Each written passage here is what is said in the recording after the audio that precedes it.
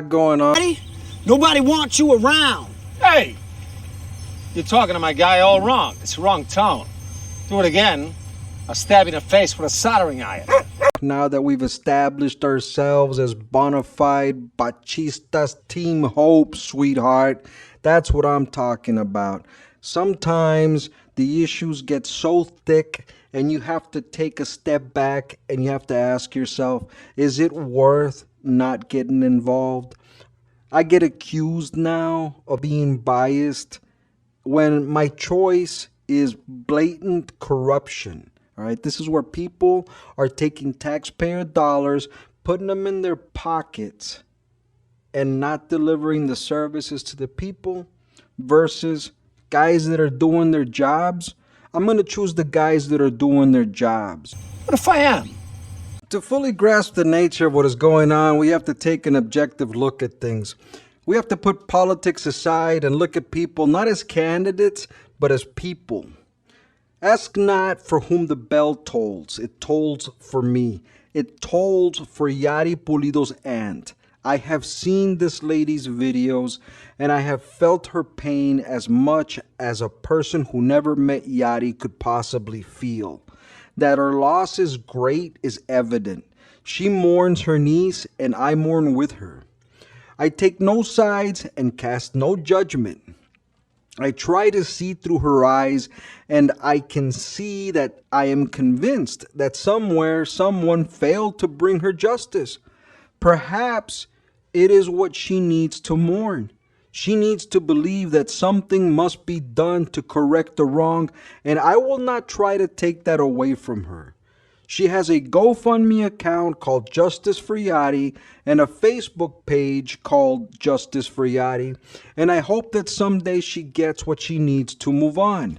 Whether it is proof that she was right or proof that she was wrong, I just hope that whatever proof she gets, it helps her to move on.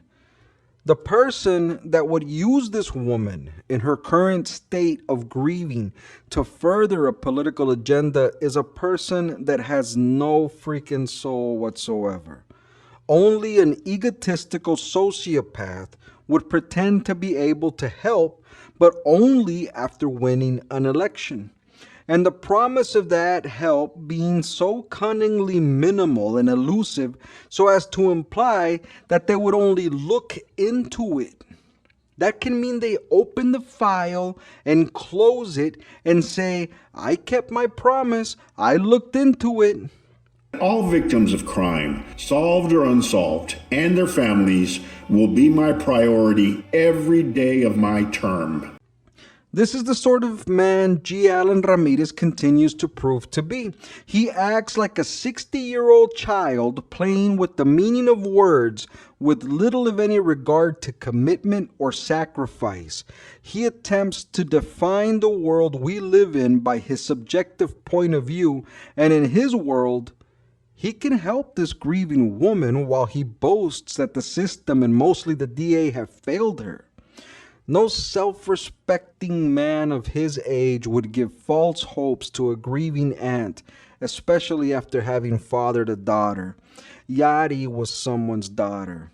Yari's aunt is someone's daughter. Now think about it. If I was a lawyer and I knew a way to bring justice in this case where no one else could, and I had identified a shortcoming in my political opponent, the incumbent DA, then I wouldn't even buy a single campaign poster. I would simply say that I was going to get the justice where none was found, and I would dedicate all of my time and resources to getting that justice and deliver it. It would be such a profound game changer that the people would have to be fools not to vote for me. But that is not what we see from G. Allen. He's not investing in his skills and offering them to Yadi's aunt. He expects her to help him win, and only then will he look into it. Yadi's aunt, from the bottom of my heart, you're getting played by Gocha and his people. It is not good for you. Tell him to do whatever he's going to do now. Don't let him make you wait till the election is over. If he thinks he can do something, tell him to do it now and to be honest with you. Up to this point, G. Allen has attempted to campaign. The constant theme is money. I have been charged $75 just to sit and speak to a lawyer, and it was money well spent. The notion to pay $75 to have dinner and drinks with a lawyer is disturbing to me. Dr. B visits Better Public Servant and talks about my failure and her success as if the woman knows a single intimate thing about my life. I fail to see the success in a lawyer that needs to charge $75 to give me the opportunity to convince myself that I need to vote for him. It does, however, create the perfect opportunity to launder some campaign money. My name is Joel Hinojosa Jr., and I'm the councilman for the city of Roma, and I am truly honored to introduce to you my friend. Well, he's more than that. ¿Quién es Gocha? Who's Gocha? He's a two-bit cocaine-snorting lawyer that abandoned Hebronville like the prodigal son that never returned, writing checks with his mouth that the Texas Rangers couldn't even cash. Yet he goes around talking about who needs a fast trial and who needs a slow trial and who needs to wait until he wins to get justice and how justice delayed is justice denied. Well, counselor, you are delaying justice you yourself are denying. And I haven't even begun on your nose's extracurricular activities. But like your own best friend in the world, Dario Omar Garza, says, no answer means guilt. And that is exactly what you offer when you get called out. Whether it is on Yadi's aunt or Chase Olivares, you have no answer. You must have guilt. But Dr. B comes into your defense, and she posts about the appellate court's decision on RGCCISD like it is some kind of victory. And she posts it on a post of the Rebollar case where you claim that 2.5 years is too long. Dr. B doesn't say anything in your defense of cleaning mirrors with your nose of any white powdery substances, but she celebrates some kind of victory. Look at here, Doc. It has become evident to me that you don't have many friends, and that's okay. I know what it's like to have someone like Annalisa Garza call you up and tell you, B, go say something on their page. Then later she tells you to delete it. And so you pay us a little visit and drop in a little propaganda here and there, and I welcome it. When you posted it on Kids' Choice, it didn't receive the kind of warm reception it got on Better Public Servant. Hell, you got called out on exactly who was going to be babysitting until 5:30 p.m. You got Luis Villarreal Sr. asking, so all teachers are being forced to work longer hours now? And she just comes back and says, no shorter hours, same pay. And he asks, 5:30?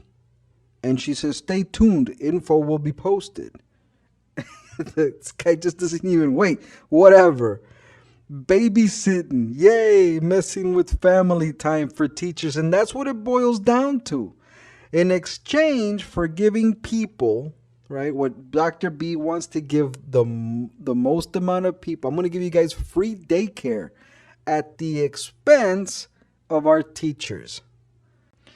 And then Muñoz follows up by saying, Luis Villarreal Sr., aquí no les importan ni los teachers o el staff de RGCCISD. No one here cares about the teachers nor the staff.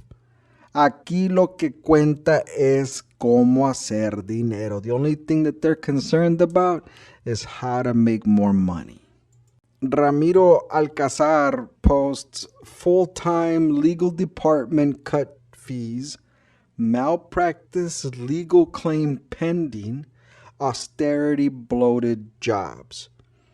If you had a hammer and you try to hit the nail's head any better than that, good luck. She comes back and she says, give up, you lose, kids win.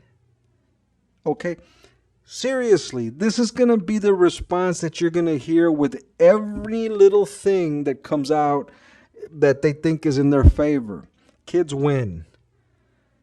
And Ramiro, he's not an idiot. He comes back and he says, lost at response, but not at supporter either side. Austerity, please. Here to stay gathering more info as third poorest county taxpayer need responsible ethical spending. Kids as banner is not answer, blank checks to spend. Hartford, Connecticut at 750,000 population. Superintendent makes the same salary as RGC CISD. He's dropping truth bombs, and Daria, Dr. B, the good doc, she can't handle it. Against her, kids win, finally. So sit back and watch. Just shut up, Ramiro. Just sit back and watch. Here, take the spoon that I'm going to put in your mouth and tell me you like it. You immediately default to this idea that somehow giving away free stuff is all you need to do to get elected. You go so far as to claim that the superintendent found money. Vilma found money. She walked into the school and oh, there it is, hidden behind the potato science project. Vilma walked in and found the money, and it's all good now. You got the power to abuse teachers again, and you can't wait to make an example of them all over again.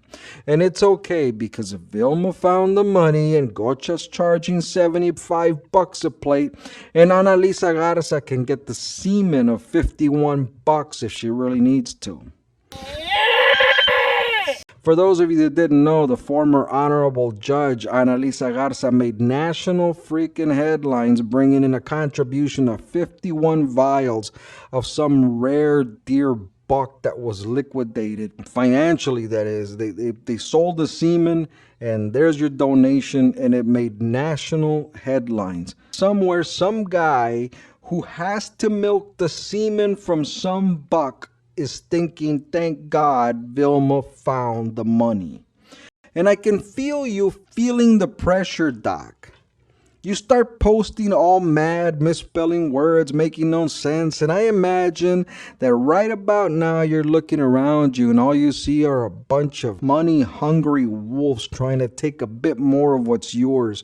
Because let's face it, some of them might go away for a long time, while others spouses might go away for a long time, and your little butterfly hustle director gets sentenced in September, and you have to stop and think for a moment. Who's gonna be at the short end of the rectal thermometer? You're betting on a losing horse that still can't get out of the gate. You have a deer-jerking group of judges and lawyers, and between the whole lot of you scar-face groupie rejects, you can't handle a single truck-driving, formerly convicted felon. What are you going to do when you go up against another opponent in an election and half of your superficial clique is writing you from behind bars? I tell you to get it together, but I confess I enjoy seeing you guys fall apart. We're talking about a murder case and all you can say is the kids win? I get it. You think these morons are going to buy the election. You think that giving people free stuff is going to win you favor. The people know that nothing is free, sweetheart. They know you're lining your own pockets. The people know that the only reason you need Gocha as a DA is to stop Omar from arresting people committing voter fraud. I know you're all probably thinking that you're going all in with the infamous Baltasar Salazar and G. Alan Ramirez, the dynamic duo. But they couldn't get you into the vault without exposing your true intentions, and they can't save everybody all of the time. Some people will have to go down, and I hate to break it to you, Doc, but you're like the extra in Star Trek. You've got bust tire marks all over you, and you don't see them. You haven't denied Gocha snorts cocaine, and this is the guy you're banking on for the kids? For the victims? Who are you trying to kid, Doc? But I know it's hard. I know it's hard to say no to Annalisa Garza. It's hard for weak people to say no to the promise of the easy life and easy money, to the power you like to flaunt when you fire someone or make changes in the school just because you want things to be a certain way. But you don't think Team Hope is just going to fold their arms and pout, do you? All you guys have done is unify the opposition against you. Things were never this bad before. The opposition could bicker over the petty stuff and no one really cared.